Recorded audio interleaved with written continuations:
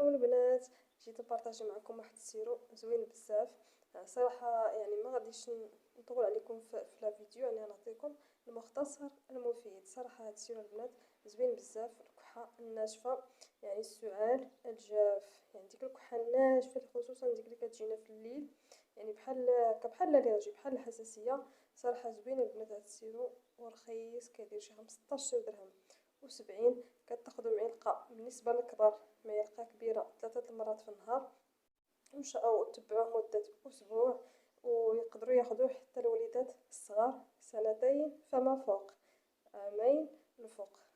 2 مرات في النهار، معلقه صغيره مده اسبوع. في خلال يعني 3 ايام 4 ايام راه غادي تلقاو ان شاء الله واحد الاستحسان. وبالنسبه للمذاق ديالو راه زوين، كيحبوه الكبار والصغار، المذاق ديال الكراميل.